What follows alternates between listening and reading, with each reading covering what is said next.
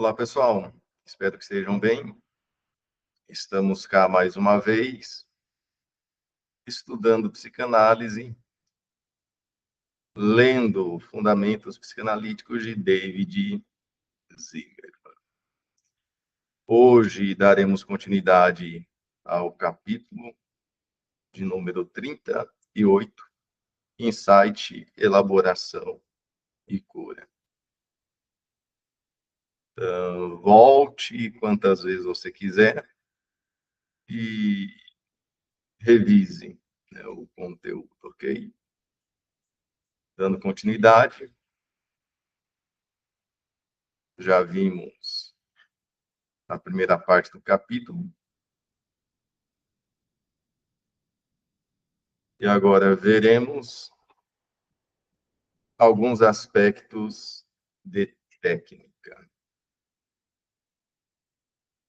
Além dos conhecidos procedimentos técnicos e táticos que visam promover as mudanças psíquicas, creio ser útil enfatizar, entre muitos elementos que constituem o campo analítico, alguns pontos que conferem uma feição atualizada à prática psicanalítica, e que, como uma breve síntese do que está contido nos capítulos deste livro, sobre a técnica, são o seguinte.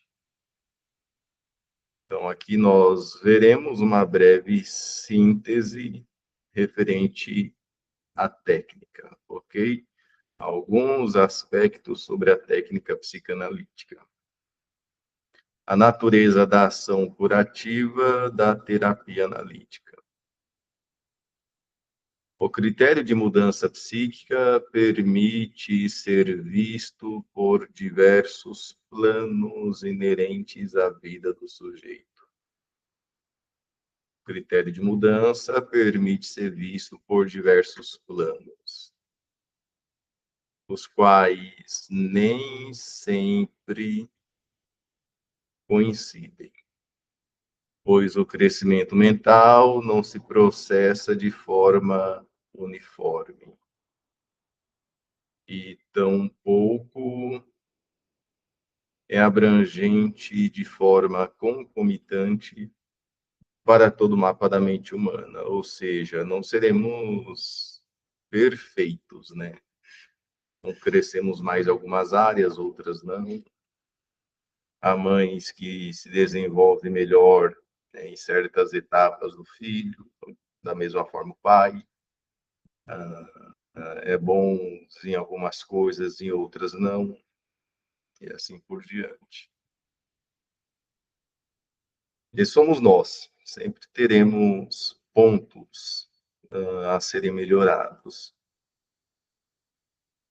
Ademais, o critério de cura depende de quem avalia, muito especialmente e do objetivo a que a análise se propôs, o que depende diretamente do paradigma vigente para uma determinada época deste primeiro século da ciência psicanalítica. Então, a ideia de cura depende também da avaliação que é feita.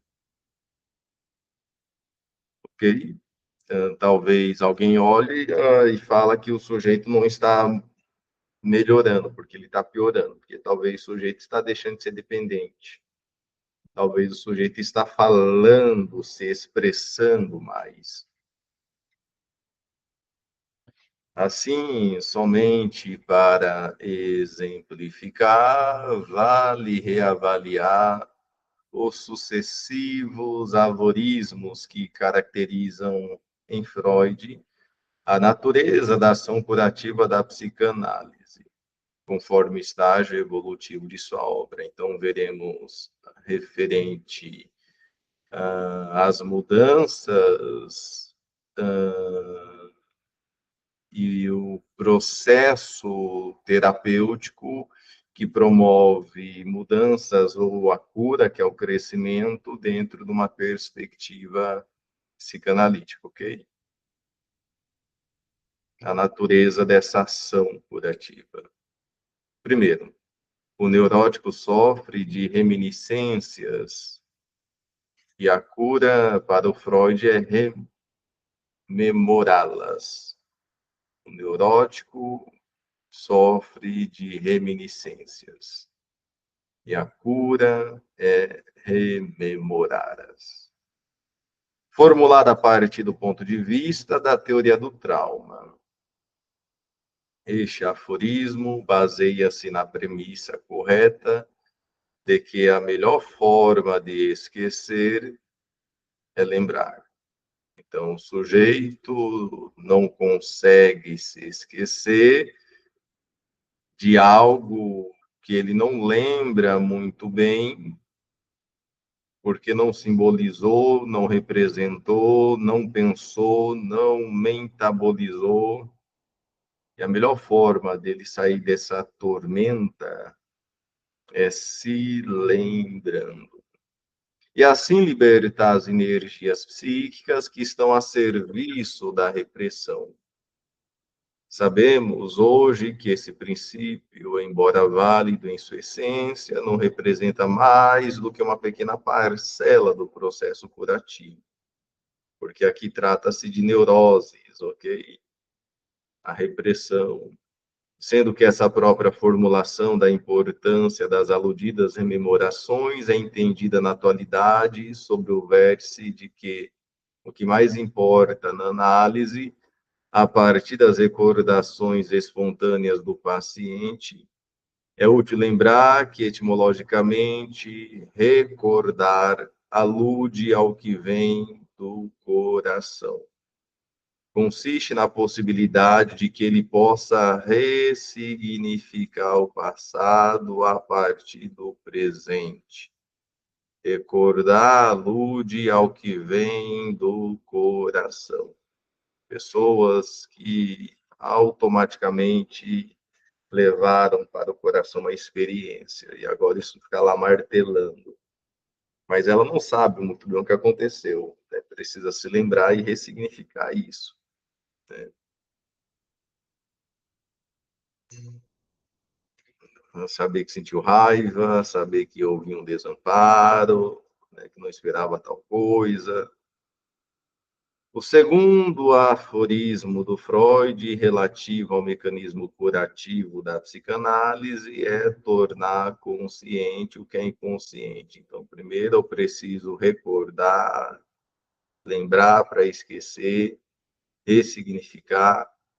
O segundo ponto é tornar consciente o que é inconsciente, que é o ponto de vista da teoria topográfica. Aqui é o trauma. Existe algo que traumatizou o sujeito. Aqui não. Aqui é algo sob repressão. Tornar consciente o que é inconsciente. Ponto de vista, teoria topográfica.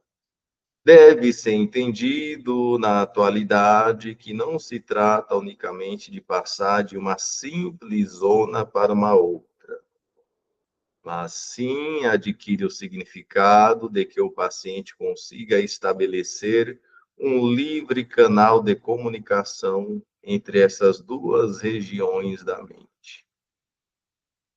Não é anular, né, um lugar da mente, é poder transitar, se comunicar, uma via livre, né? Que essas duas regiões que se comunicam, existe um livre canal de comunicação. Terceiro, onde houve id e superego, deve estar o ego. Caracteriza a teoria estrutural. Então, primeiro, trauma, segundo, topográfica, terceiro, estrutural. Este aforismo pode colocar o acento tônico no ego. Tem merecido uma crescente importância e valorização por parte dos psicanalistas de todas as correntes. É claro que, se fôssemos aprofundar as funções do ego, poderíamos desdobrar aquela sentença em outras, do tipo: Onde houver processo primário, deve ficar o secundário. Onde houver o princípio do prazer, deve ficar o da realidade. Do ponto de vista evolutivo. Então, aqui está falando sobre amadurecimento do ego, ok, pessoal? Então, vimos aqui sobre o trauma, que é importante se recordar e ressignificar isso. Vimos também sobre ter conhecimento de conteúdos inconscientes, poder criar uma via livre, né, de comunicação entre essas duas partes da mente. E aqui sobre o desenvolvimento de funções egóicas também. Quarto, do ponto de vista evolutivo. Do ponto de vista evolutivo, uma atualização dos fundamentais estudos sobre o complexo de Édipo e o narcisismo justifica a seguinte máxima, do ponto de vista evolutivo, ok? Onde houver Narciso, deve estar Édipo. Uma outra formulação deste princípio, seguindo uma terminologia de Lacan, seria onde houver a lei do desejo de fusão com a mãe, deve ficar o desejo da lei de um pai que se interponha entre a criança e a mãe, e assim por diante.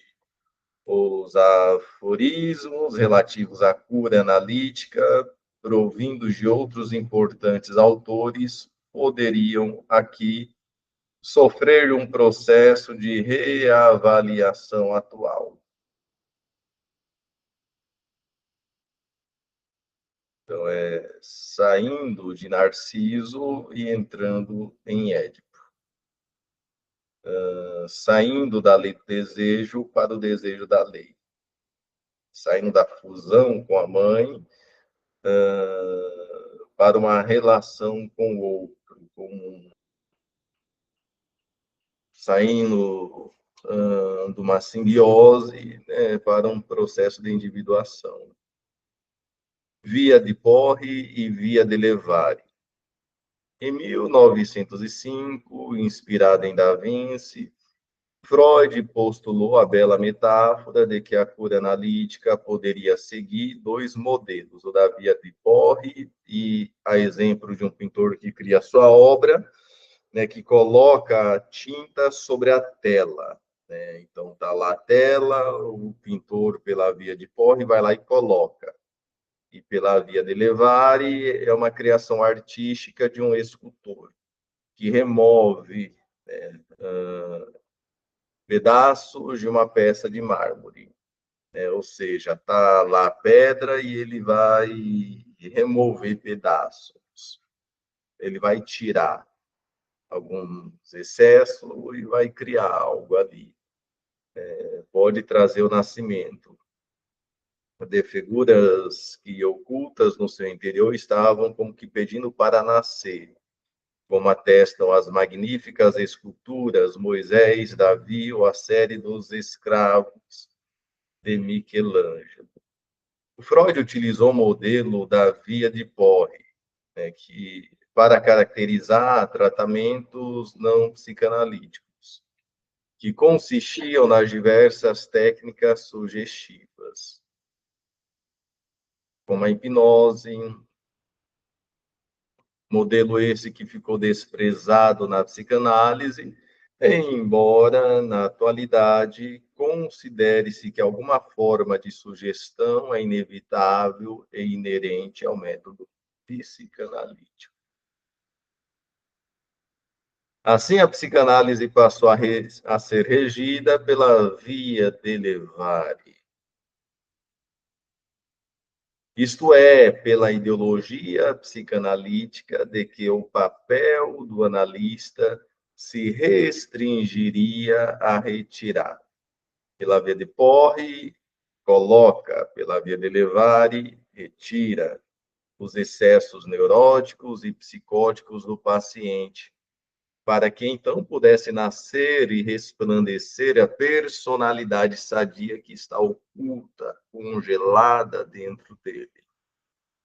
Conquanto essa última afirmativa, genericamente, esteja absolutamente correta, ela não deve invalidar que, para certos pacientes em grau extremo de regressão, ela é insuficiente, porquanto tais pacientes podem estar requerendo que o terapeuta ponha algo que eles nunca tiveram e que foram substituídos pelos vazios, os buracos negros do seu self.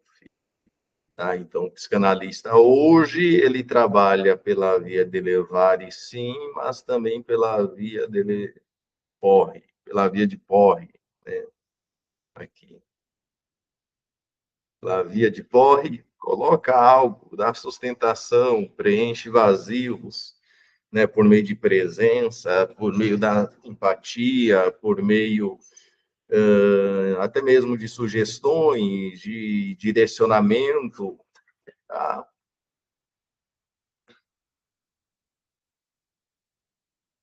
As 5 regras técnicas legadas pelo Freud. Então, ali nós acabamos de ver sobre a teoria do trauma, revimos sobre a importância de uma livre via de comunicação entre inconsciente e consciente, né, de nomear aquilo que nos atravessa, vimos sobre a teoria estrutural, né, que envolve o amadurecimento do id, né, vimos também sobre sair de uma simbiose com a mãe, e aceitar os limites,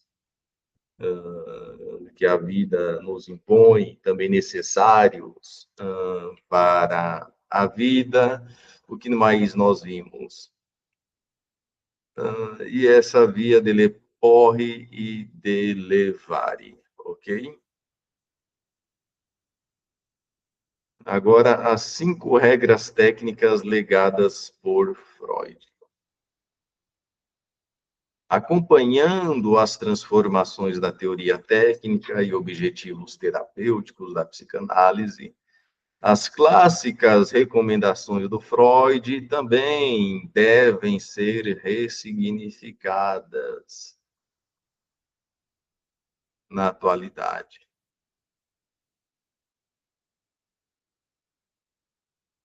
As clássicas recomendações do Freud também devem ser ressignificadas na atualidade, tal como foi detalhado no capítulo específico do presente livro.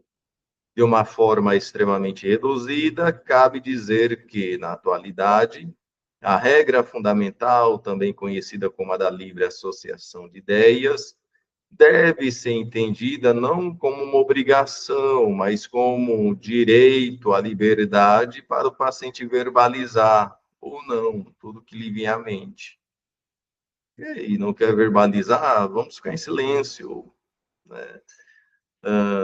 Eu falo algo também, né? Talvez eu fale um pouco de mim, falo de um filme, falo de uma leitura, eu rompo esse silêncio também, que pede, às vezes, uma relação. Regra na neutralidade. Não deve ser entendida no sentido de que o analista comporte-se rigorosamente como uma superfície fria de um espelho, que reflita tão somente o que o paciente nele depositar. Ou seja, é impossível a gente ou nós não sermos nós mesmos na clínica, né?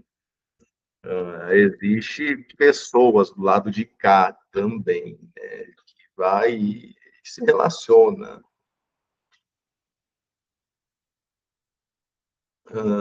Então, a regra da neutralidade não deve ser entendida no sentido de que o analista comporte-se rigorosamente como uma mera superfície fria de um espelho que reflita tão somente o que o paciente nele depositar.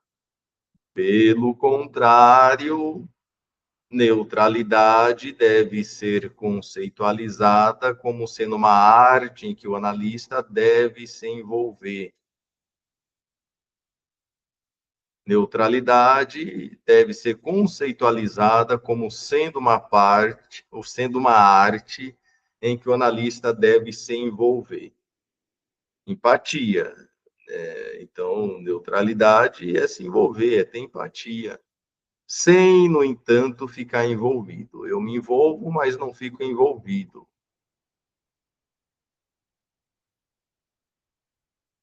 Vamos lá, né? Você precisa separar desse homem, dessa mulher, eu serei sua testemunha. Não, o que aconteceu? Vem morar no consultório, né? Sua relação está ruim com sua mãe, né? Com seus pais, fica no meu consultório alguns dias. Você fica envolvido. O que aconteceu?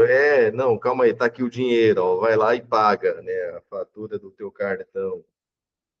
Enfim, há limites, ok? Nas malhas de uma contratransferência patológica. A regra da abstinência indica que o terapeuta deve se abster de gratificar tanto os seus próprios desejos como dos analisando. Na atualidade, cabe acrescentar que vale, sim, gratificar o paciente, desde que fique claro que a melhor gratificação para ele não é a de ser atendido em seus desejos, mas sim a de ser entendido pelo seu analista. Então, não é atender os nossos pacientes, é entendê-los. Olha, fulano, de forma frequente e é recorrente você me pedir sessões extras.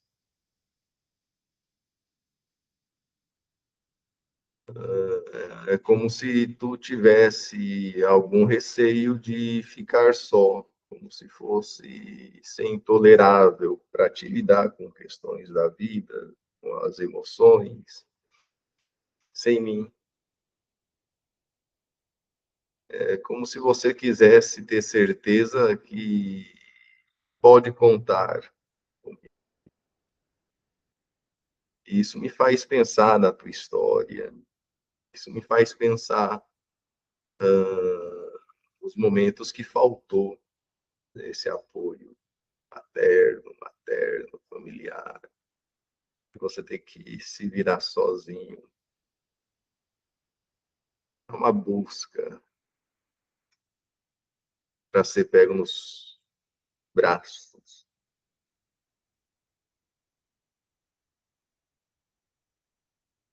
É como se essas questões da vida você enfrentasse não com X idade que tem hoje, mas como um bebê, uma criança.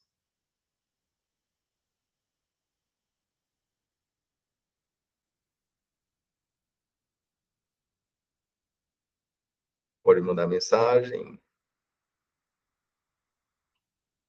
tendo disponibilidade, irei te atender, mas é importante dar nome a essa falta interna, sabe? Desse suporte que te faltou.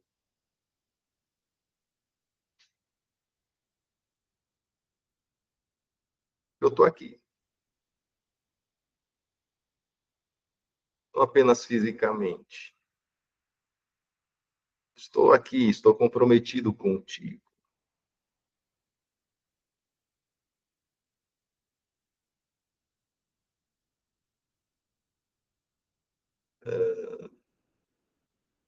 Perceba que uma intervenção análoga, parecida com essa, faz o sujeito refletir sobre aspectos da sua personalidade dependente, sobre seu desespero também.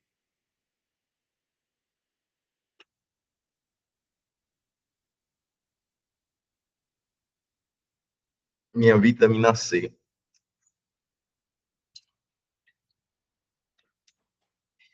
A regra da atenção flutuante corresponde um instante.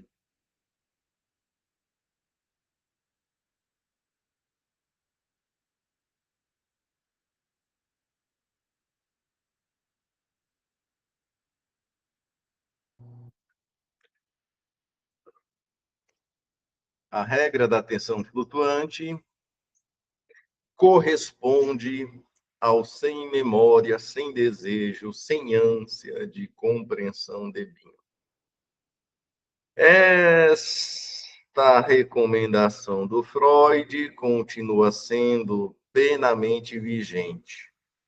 No entanto, vale realçar que uma atenção flutuante não deve sugerir uma passividade e muito menos um desligamento por parte do analista.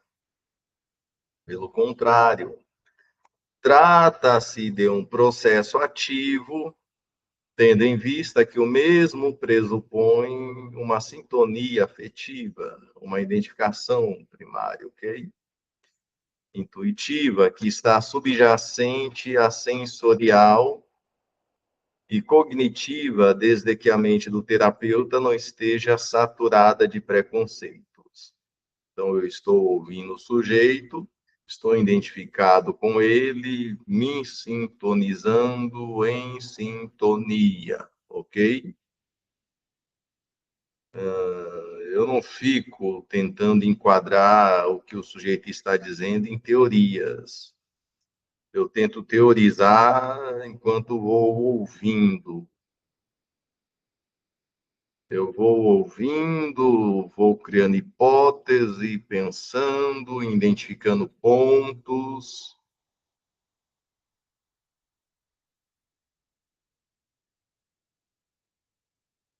A regra do amor às verdades. Ainda que não esteja explicitada com este nome na obra do Freud, pode ser depreendida claramente em inúmeras passagens de seus escritos sobre técnica. O que importa como fator curativo é que amor às verdades designa uma atitude analítica por parte do analista, de veracidade dele ser verdadeiro, e assim ser introjetado pelo paciente. E que esse amor às verdades não deve ser confundido com uma caça obsessiva às supostas verdades absolutas. Então, vamos abrir mão de verdade absoluta, ok? Ah, não. Então, se o sujeito tem um relato X, isso quer dizer que é o pai, é a mãe, é tal coisa. Vamos deixar disso, vamos ouvir, ok? O sujeito. Fazendo pergunta. E por que você acha que sente isso? O que você acredita ter sentido? O que você esperava? Isso impactou? Como? De que jeito? De que forma? De que maneira? Como você vê isso hoje? Você acredita que tal experiência implica na tua relação? Onde implica? Enfim, ok, parece que essa experiência gerou algum tipo de crença em ti. Que crença é essa? Parece que você ocupou um papel aí. Que papel é esse? Ok, parece que você se identificou aí. E o que você aprendeu? Mas há outras formas de ser. Está muito impregnado do que ouviu, do que viu, desconstrói isso. Elementos do campo analítico. Perceba que nós estamos falando sobre insight, elaboração e cura. Elementos do campo analítico. Na atualidade, não se concebe uma análise que seja unidirecional. O paciente traz o material, enquanto caberia ao analista interpretá-lo. Não.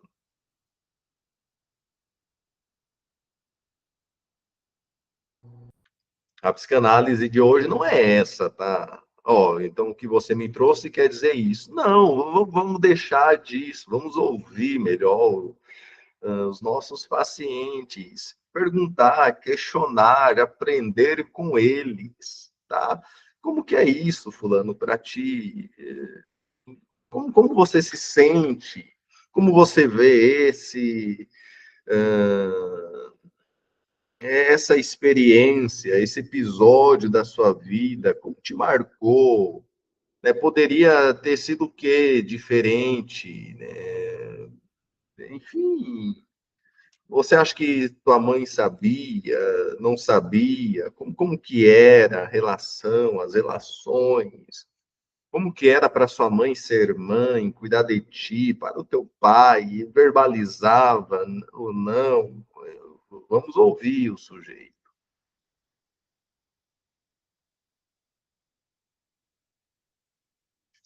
Então, nós saímos desse lugar aqui de simplesmente interpretar, tá?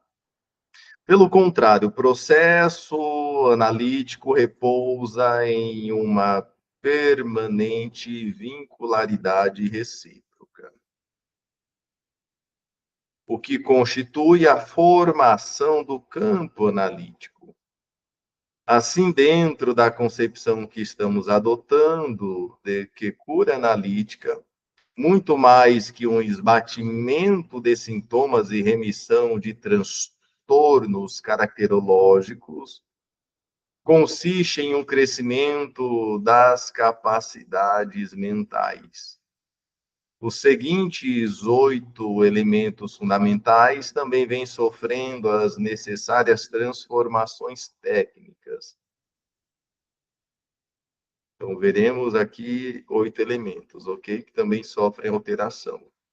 Vão ser resumidas em uma ou duas frases para especificamente estudados nos capítulos específicos. 1. Insight. O insight vai além de uma combinação de regras e detalhes práticos e constitui-se como um novo, singular e apropriado espaço para o paciente experimentar velhas experiências. Aqui não é insight, não, tá, pessoal? Aqui tem errado. Aqui é o setting, ok?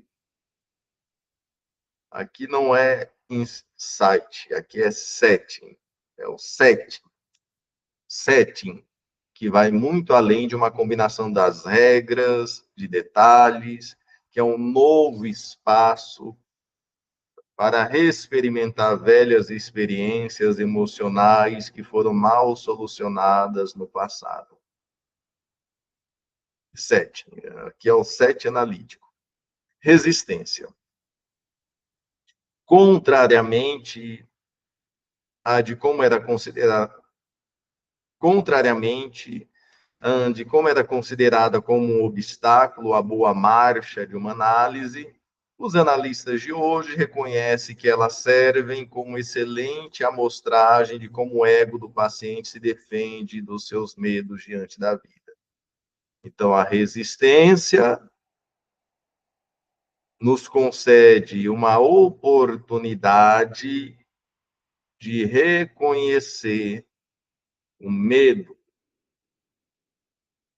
as ansiedades,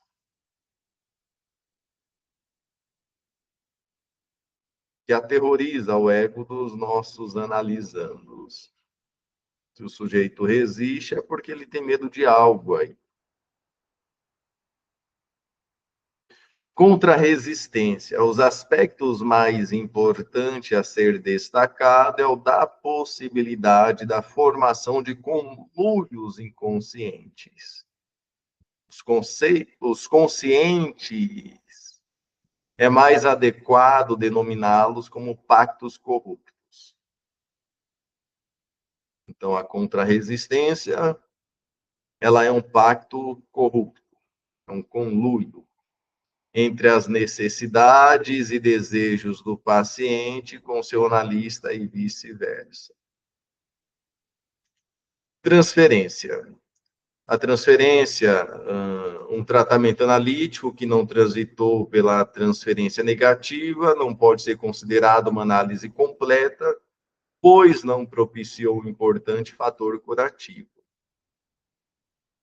qual seja o de reexperimentar, ressignificar os sentimentos agressivos.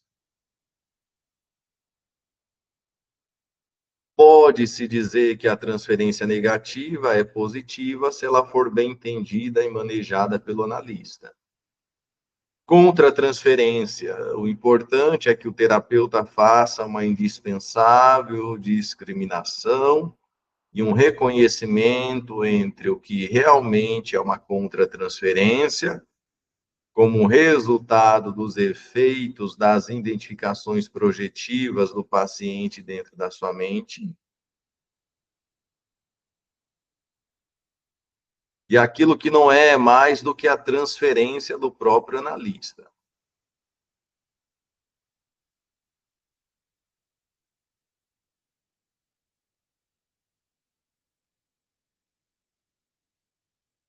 Em cujos casos o paciente é, no máximo, um detonador. Ou seja, diante do paciente, detonou aí a sua dinamite, né, de emoções, de desejo, de angústia, de medo, de fobias e assim por diante. Então, uma coisa é aquilo que surge diante do encontro, né, que é uma reação, né, diante aquilo que podemos chamar de uma identificação, né, com a projeção do paciente, a identificação projetiva, e uma outra coisa é aquilo que é do próprio analista, coisas que ele não trabalhou, desenvolveu em si ainda, não compreendeu. Da mesma forma, o processo curativo de uma análise, notadamente com pacientes bastante regredidos, depende fundamentalmente do destino que a contratransferência tomará na pessoa do analista. Ela tanto pode servir como importante meio de comunicação primitiva do paciente e como uma útil bússola empática, como também pode resultar como uma patológica e confusionante. Então, a contratransferência pode nos ajudar a compreender o mundo interno dos nossos pacientes, analisando-os, ou nos deixar perdidos nas nossas manifestações contratransferenciais, tempo demais identificado, confusos, atuando juntamente com o paciente, contra-resistindo, ok? E perverter o set analítico e tudo mais. Comunicação. Numa análise atual, é evidente que a forma de comunicação recíproca entre o par analítico, tanto a verbal como a não verbal, assume alta relevância. Em relação à verbal, o que mais importa é que o paciente adquira a condição de discriminar quando o seu discurso está servindo para comunicar algo, ou, pelo contrário, é para confundir e nada comunicar. Há pacientes que parece que estão comunicando, mas não estão comunicando nada, ok? O discurso é uma descarga, o discurso é uma fuga, é uma resistência, confunde, cansa, desgasta o analista, sustenta um falso self, não reconhece verdades, não comunica. Tá?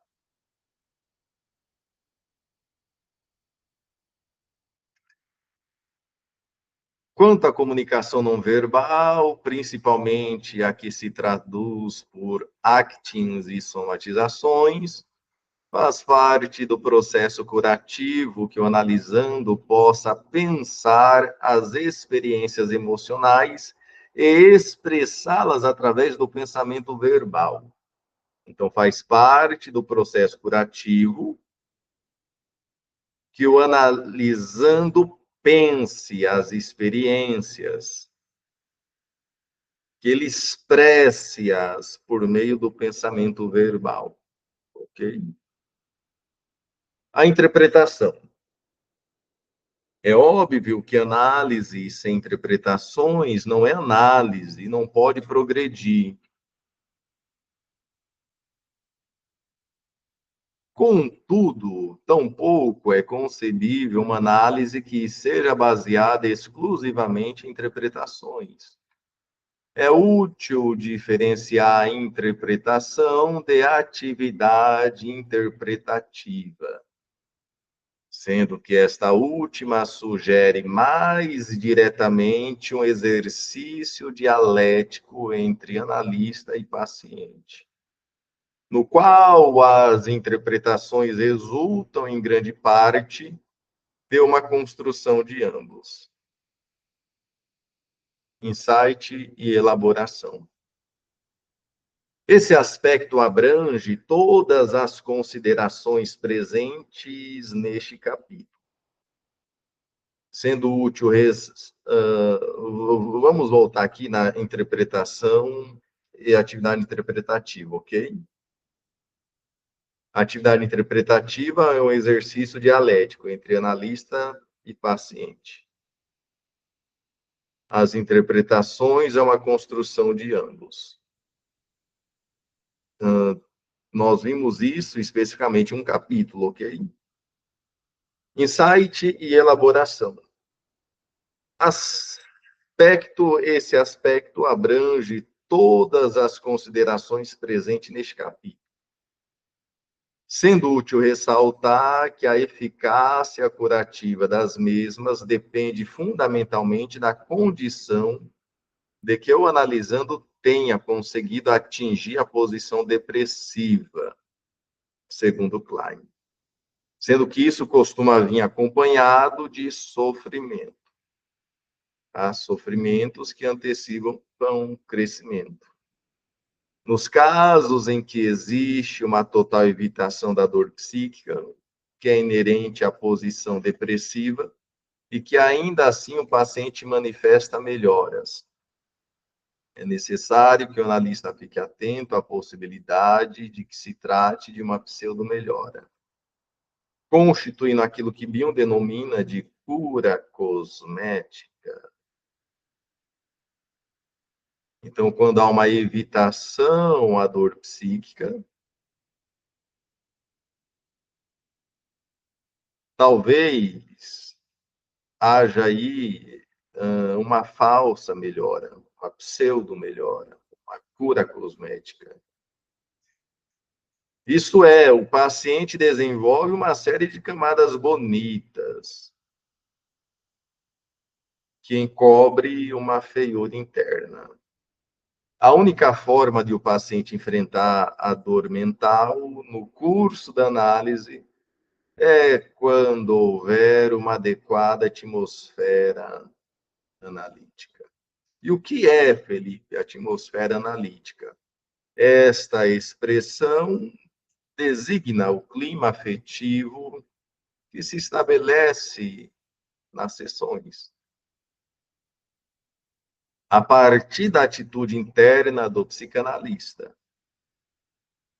sendo que a mesma é entretecida pelos seus atributos genuínos e essenciais, tais como as capacidades de empatia e de continência, entre tantas outras mais.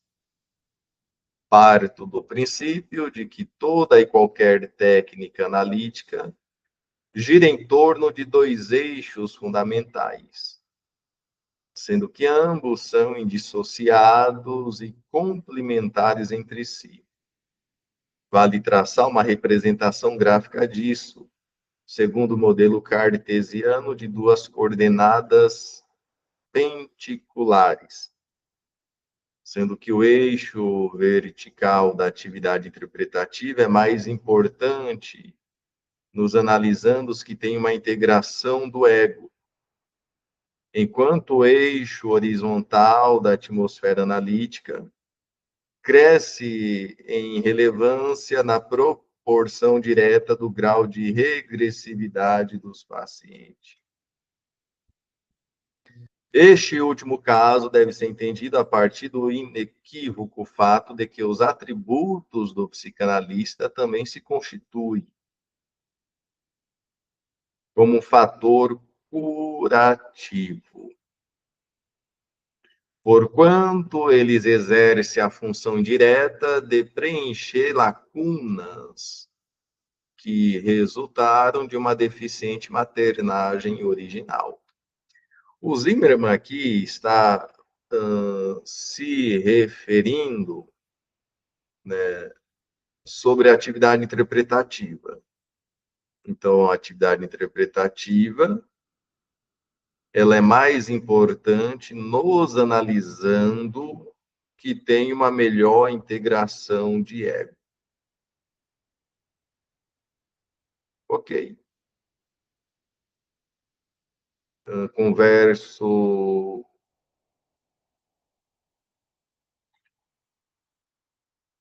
Como eu posso tentar aqui explicar?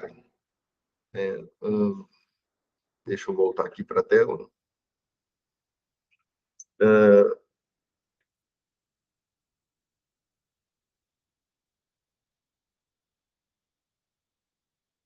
Há coisas que precisamos construir com o sujeito. Ver um sujeito desamparado, quando criança, e pensar nessa dor que houve em ter sido abandonado. Ok. Perceba que quando eu ajo assim, eu estou fazendo uma interpretação. E a interpretação, ela é uma construção. A atividade interpretativa é um exercício dialético.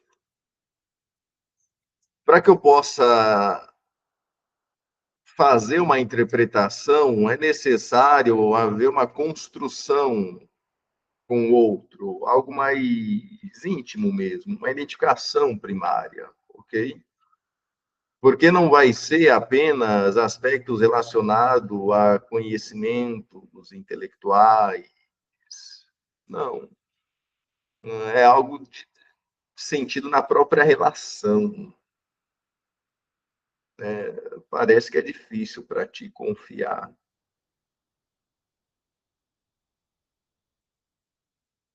Talvez a insegurança que você sentiu nos braços de sua mãe lá no início da vida te ensinou que o colo é sempre inseguro, que o outro é sinônimo de insegurança, de preocupação.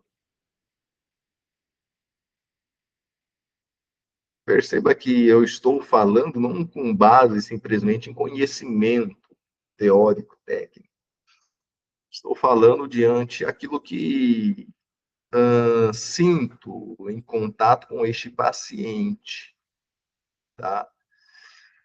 A interpretação é uma construção de ambos. Eu acho que foi isso. No início da minha vida, acho que me faltou nesse colo seguro. E vai construindo. Enquanto no outro, não necessariamente eu preciso ter essa empatia, essa identificação. Eu posso trazer algo aleatório também. Isso diz respeito também a aspectos, né, socioculturais, né, que influenciam, sim, nos modelos de família. É diferente, né, as famílias de hoje, as famílias de antigamente, sim, é diferente. E é difícil lidar com o que é diferente. Perceba que é diferente uma atividade interpretativa e algo que é mais fundo, que toca no íntimo do sujeito, da sua vivência, das suas dores, e vamos nomeando dores, ansiedades, aquilo que é dele. Okay?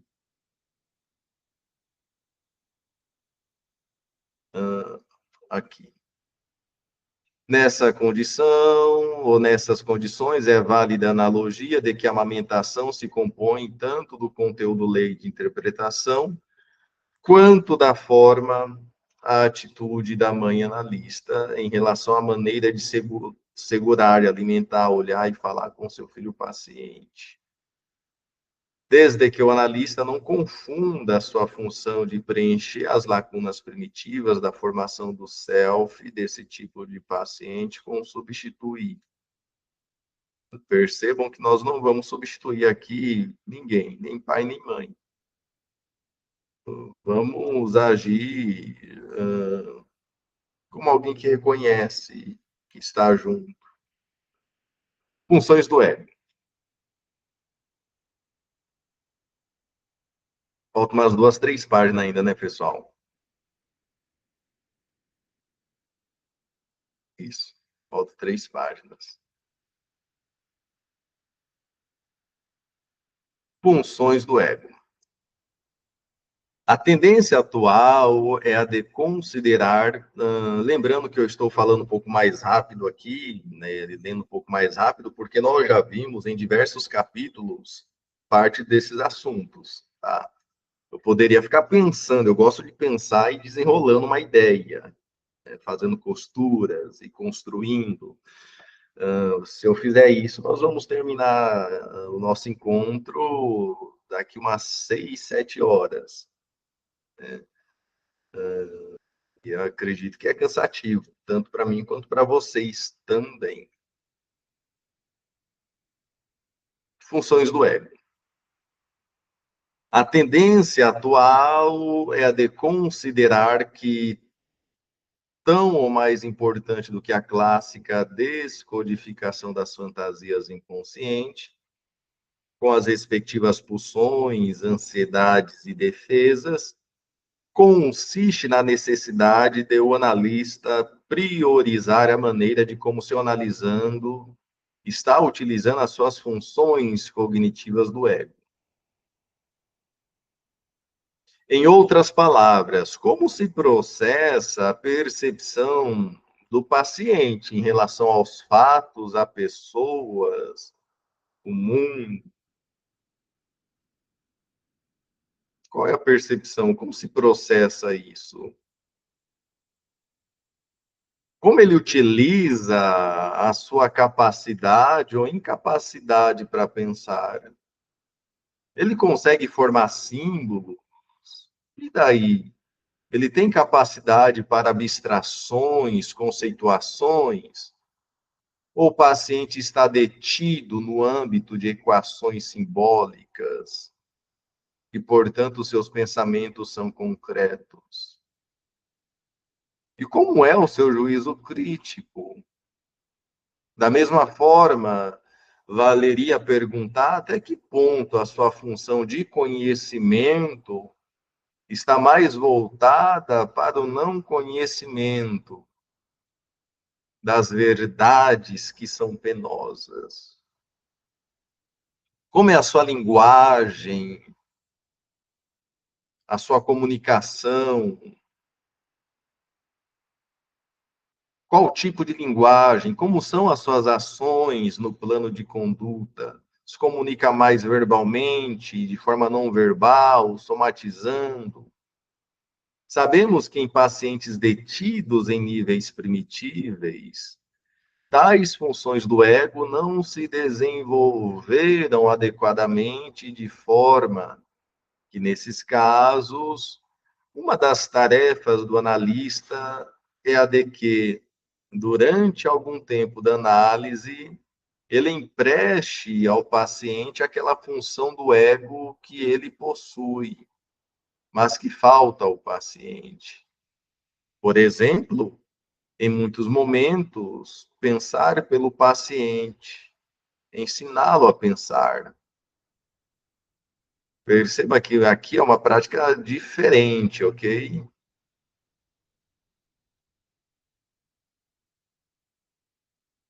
Eu sirvo de ego auxiliar, eu penso para o sujeito quando ele não consegue pensar, eu ensino-o a pensar.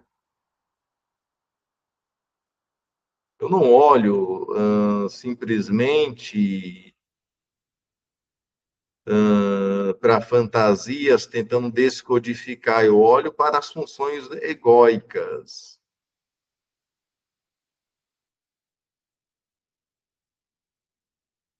Eu olho para as funções egóicas do sujeito, não desenvolvidas. Para que essa atividade do analista se constitua como fator curativo, ela deve ser transitória, marque isso, não vou pensar pelo sujeito sempre. Essa postura, essa atividade é transitória. O modelo que me ocorre é o dos andaimes de uma construção, tendo em vista que os mesmos são indispensáveis até a conclusão da obra e depois retirados. Pega a visão, seja o andaime do teu paciente, do teu analisando, o ajude a crescer, ajude nessa construção, essa reforma. Neoidentificações. Partindo do princípio de que todo analisando é em grau distinto, portador de identificações patógenas, impõe-se como uma tarefa analítica imprescindível como fator curativo o difícil processo de fazer desidentificações. Então, há identificações patógenas, prejudiciais, e é necessário desidentificar.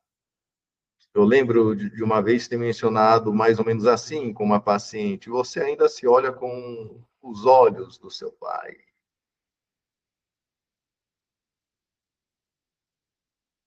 E esse olhar não considera, não respeita, não incentiva, não apoia, não tem perspectiva de futuro. É um olhar que não encontra nada de bom. E você permanece se olhando assim. Nem todo mundo te vê desta forma que o teu pai te viu, mas você permanece se olhando da forma que o teu pai te olhou.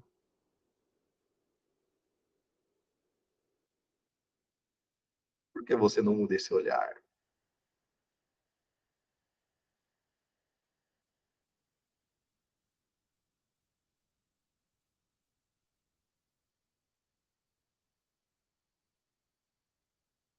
Perceba que existe uma identificação com esse olhar. Isso envolve atitude, comportamento, vícios e por aí vai. É como se fosse uma decantação. Decantação é o termo da química que designa a operação que separa duas substâncias diferentes, como pode ser dois líquidos ou um líquido de um sólido que estão misturados e confundidos em uma mesma solução. Trata-se, portanto, de uma decantação entre as diferentes identificações parciais, as boas e as patógenas, que estão imbrigadas no interior de cada sujeito. As desidentificações abrem espaço dentro do ego que devem ser preenchidas com neoidentificações. Então, quando eu olho, no caso que eu citei, para essa identificação patógena, né, do olhar do sujeito para si mesmo com o olhar do pai, e ao mesmo tempo volto para palavras de outras pessoas sobre ela, perceba que eu estou dizendo, viu, não se olhe mais desse jeito. Se olhe de uma outra forma, de uma outra maneira. Se identifica com este olhar mais generoso, né, com este olhar mais gentil, se identifica com este olhar, né, mais cuidadoso, mais responsivo.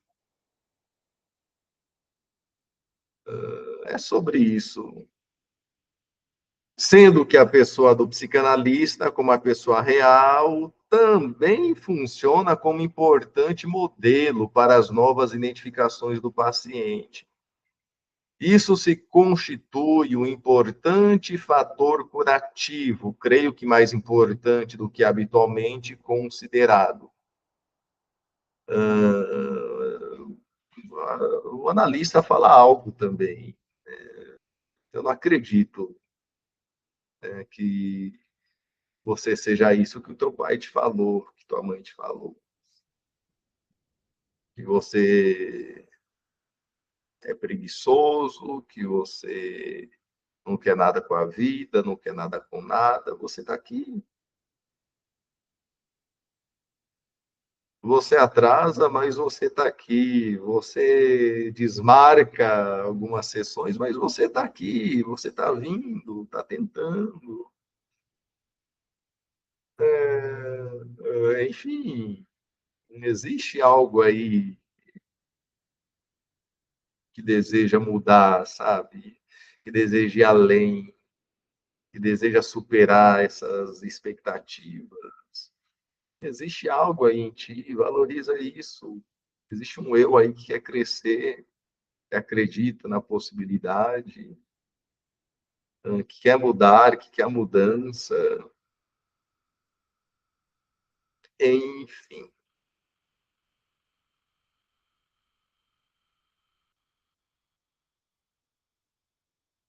Vejo o teu esforço, né? Você pega um ônibus para vir até aqui, vem a pé, né? Você poderia gastar o seu dinheiro com outras coisas, mas você está priorizando também a sessão, pagamento das sessões, está investindo em você do seu jeito, está lendo, está pesquisando curso para fazer, você verbaliza aqui a sua ambição, né? Seu pai estava errado sobre ti, tem dizer que você não queria nada com nada, estava errado. Os pais erram às vezes, os pais pegam pesado às vezes também. Neossignificações. Desde bebê, a estruturação do inconsciente de todo indivíduo se impregna dos significantes veiculados pelo discurso dos pais e da sociedade. Eu acabei de falar um pouquinho sobre isso, tá? Tais significantes, ao se combinarem com as fantasias inconscientes originais, vão compondo novas, profundas formações fantasmáticas que acabam regendo a vida dos nossos pacientes.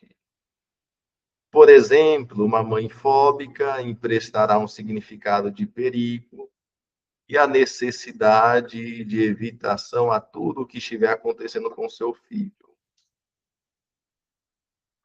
E assim, seguramente, fabricando um novo fóbico na família. O mesmo pode-se dizer em relação ao doutrinário discurso dos pais, com significações paranoides, obsessivas, narcisistas e assim por diante.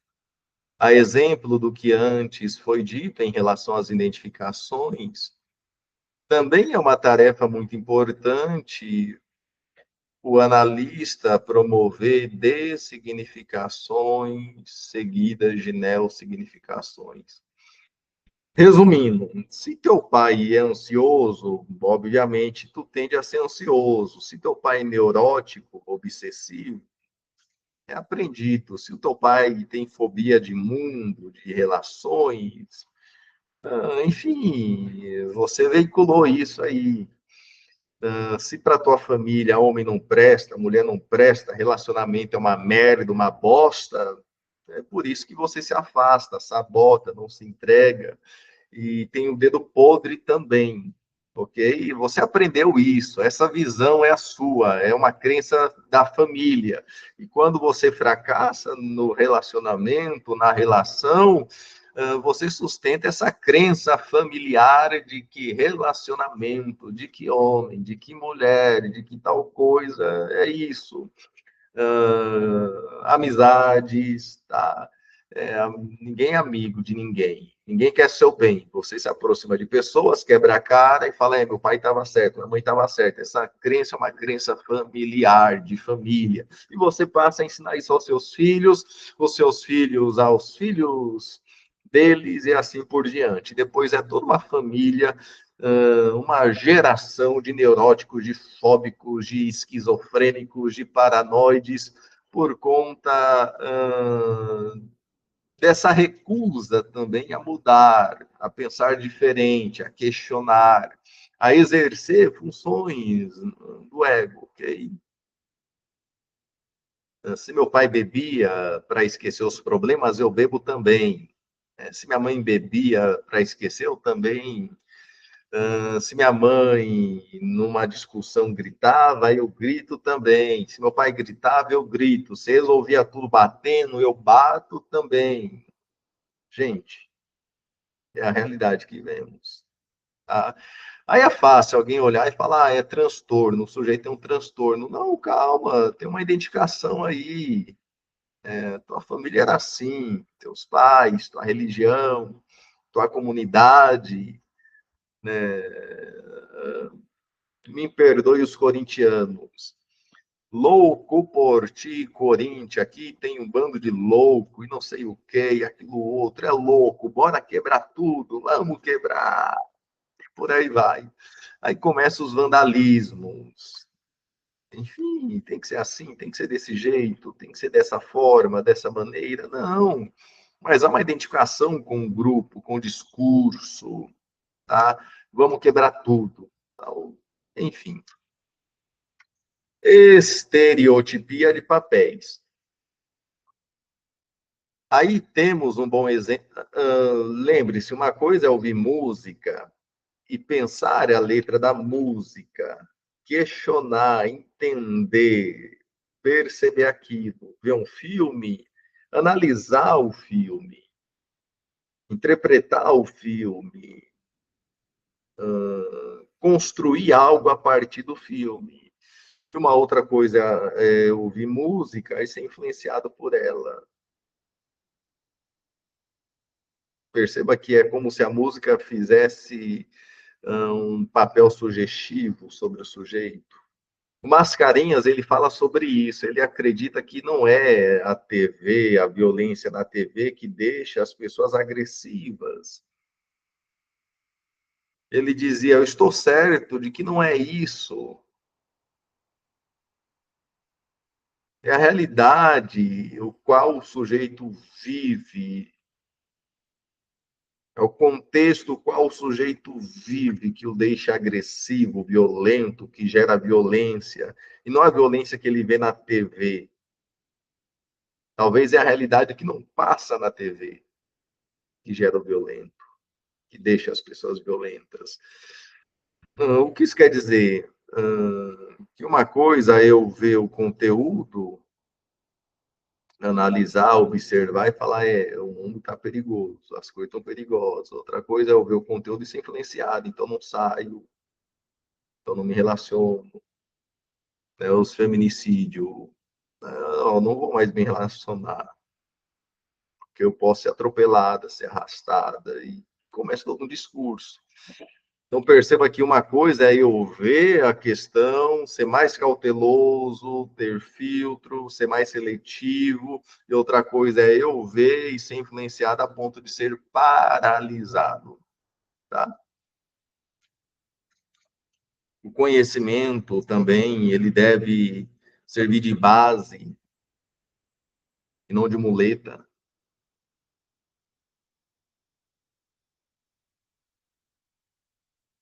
A base eu construo em cima dela.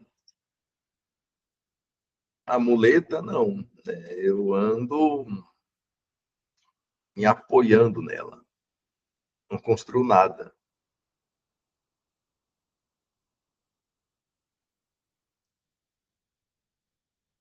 Estereotipia de papéis. Aí temos um bom exemplo de como a psicanálise pode se enriquecer com a utilização de conceitos de outras áreas. A teoria sistêmica, viga mestra das terapias do grupo familiar, aprofundou os estudos referentes aos interjogos dos papéis e posições que cada membro de uma família é impelido a desempenhar, papéis e posições.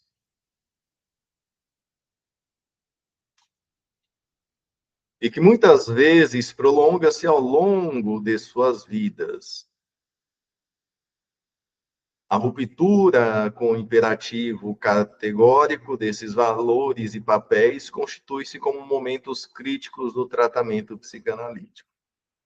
Muito especialmente quando se trata de pacientes que são fortes portadores daquilo que poderíamos denominar parte simbiótica da personalidade.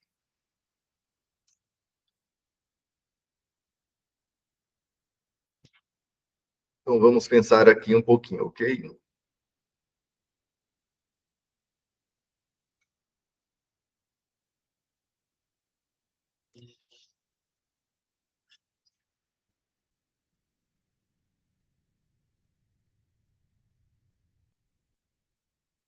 Então, romper com esses papéis e com essas posições, às vezes é um momento crítico no tratamento, principalmente quando o paciente vive em uma simbiose total. Durante o período de desimbiotização e transição de papéis rigidamente estereotipados para outros de natureza mais livre e autônoma, tais pacientes podem apresentar sintomas confusionais e depressivos, às vezes com queixas hipocondríacas e de despersonalização. Darei um pequeno exemplo, tá? O sujeito cresce e cuida de uma mãe doente, né? Ele aprende que o papel dele é esse, a função dele é essa, é cuidar dos doentes, de pessoas vulneráveis. Então, o sujeito, seja ele ou ela, está solteiro, solteira, né? Não tem nenhum pingo de interesse por quem está ali a fletar, né? A demonstrar interesse por ela, o sujeito se mostra completamente desinteressado ou desinteressada. O sujeito faz ali os investimentos e aquele que cuidou sempre da mãe, do pai doente, né, diz, não, eu não estou afim, você não faz meu tipo. Aí, de repente, o sujeito, né, que está ali fazendo os investimentos, revela que tem câncer. E, de repente, aquela pessoa desinteressada se apaixona. Você é o amor da minha vida. Preciso cuidar de você. Eu preciso zelar. Eu preciso te mimar. Eu preciso fazer por você o que eu fiz pela minha mãe. Ah, encontrei um lugar para estar diante de um doente, tentando cuidar. Alguém que precisa, e assim eu me sinta útil. Enfim, perceba que aqui podemos teorizar, criar um monte de hipóteses, né, dessa situação hipotética que acontece muito, ok? Tem uma pessoa tranquilinha, de boa, e o sujeito não dá uma chance. Aí aparece alguém bem complicado. O sujeito falece. Essa. Apaixonei, eu chonei. Se o psicanalista observar com atenção, perceberá que o estado depressivo do analisando, que está rompendo com a tradição dos papéis que lhe forem imputados, tem uma forte tonalidade de um sentimento de traição. Não é por nada que os termos tradição e traição procedem de uma mesma raiz etimológica. Creio ser muito relevante o terapeuta conhecer e estar atento ao surgimento de uma crise na análise do paciente.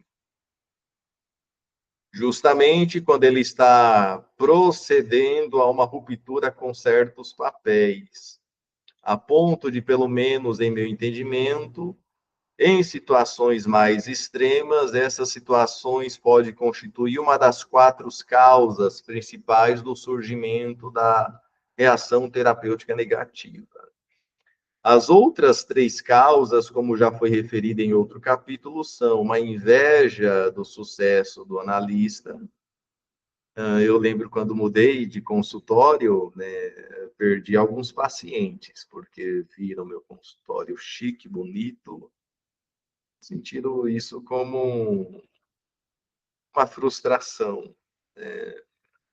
Então o sujeito pensa, pô, eu estou pagando e o sujeito está crescendo e eu não estou crescendo.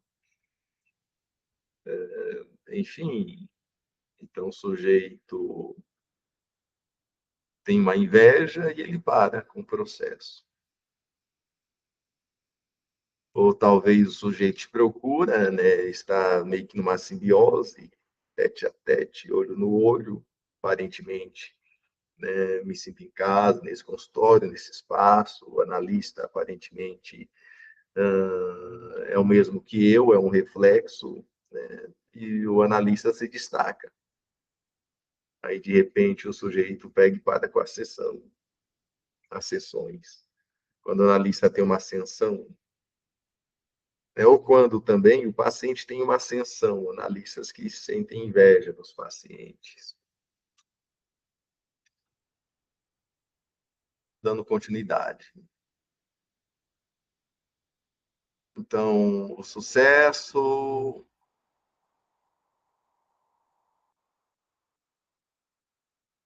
a inveja, né, do sucesso do analista, superego punitivo, quando o êxito analítico do paciente lhe representa,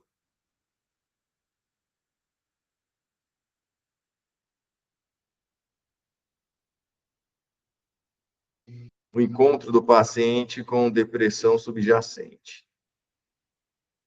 onde jazem feridos e mortos que o proíbe de ser feliz.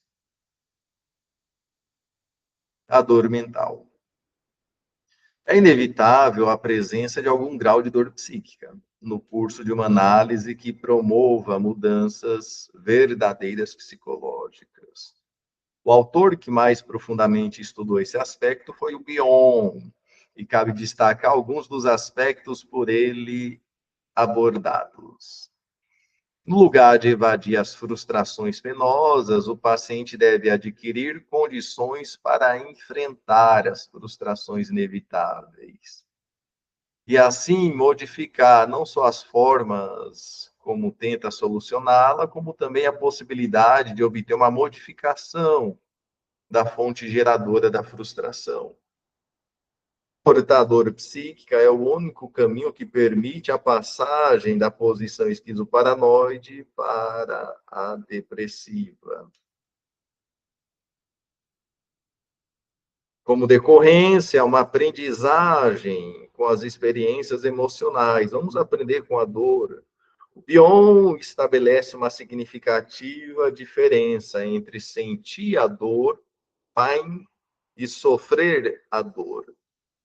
Sentir e sofrer, em cujo caso o paciente está elaborando e processando os insights adquiridos, muitas vezes dolorosos. O analista deve estar atento para a possibilidade de que uma mudança significativa do estado mental do paciente venha acompanhada de uma dor psíquica muito intensa. O que o Bion denomina mudança catastrófica, a qual consiste na possibilidade de eu, analisando, mostrar-se confuso, deprimido, desesperançado, fazer acusações ao analista de que está muito pior do que antes da análise, não sendo rara a possibilidade de uma ideação suicida. Apesar da dramaticidade do quadro clínico, é bem possível que ele seja temporário e represente o preço pago por uma significativa melhora e expressivo crescimento. Embora todo crescimento psíquico tenha algo de doloroso, porque vai contra uma tendência do ser humano em sua busca do paraíso narcisista,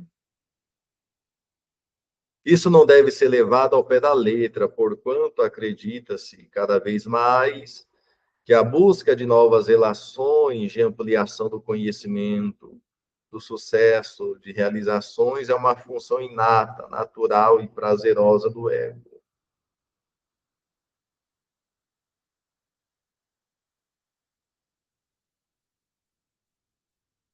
Então, nosso ego busca isso, ok?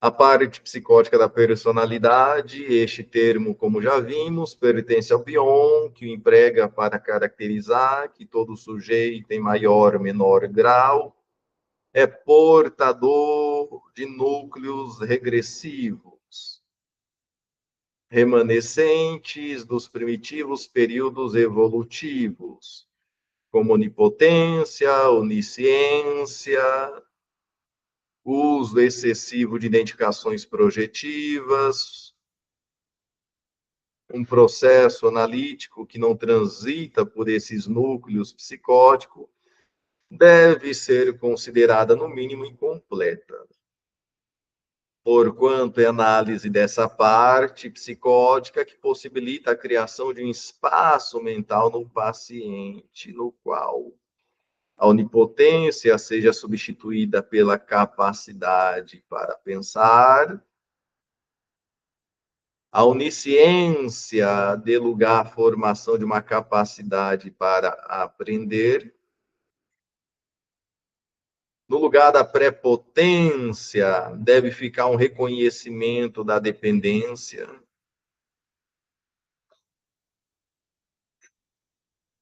do desamparo, da impotência. E aí, eu posso pensar, e não simplesmente fazer eu poder, mas pensar. Porque não deu certo, porque não aconteceu, porque não foi. No lugar da onisciência, é aprender com as experiências. Já sei tudo. Não, não sei tudo. Agora eu aprendi mais uma. Eu penso, eu aprendo, eu reconheço,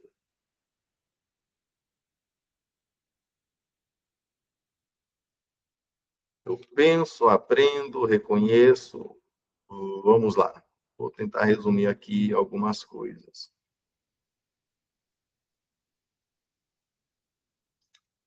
Eu penso, aprendo, reconheço, dependência, desamparo,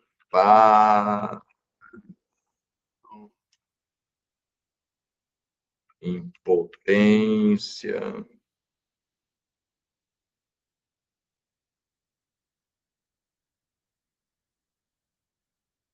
Eu penso, eu aprendo, eu reconheço. O que mais? Um habitual estado mental de confusão deve ser substituído por uma capacidade para fazer discriminações entre o que é verdadeiro e o que é falso, entre uma parte da personalidade que se opõe a uma outra. Eu faço separação, eu filtro, ok? Faço separação, eu filtro, consigo ver as partes, distinguir, eu discrimino.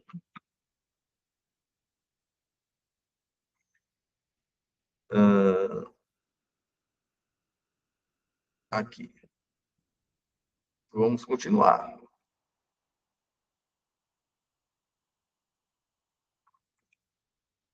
Um estado mental de arrogância deve ser substituído por um orgulho de si. Não vou ser arrogante, mas eu tenho orgulho de mim, né? Um contentamento consigo mesmo, tá? Contentamento.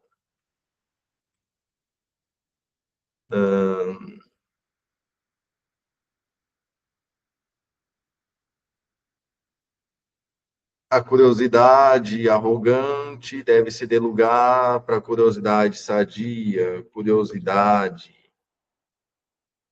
sadia, aprender, conhecer.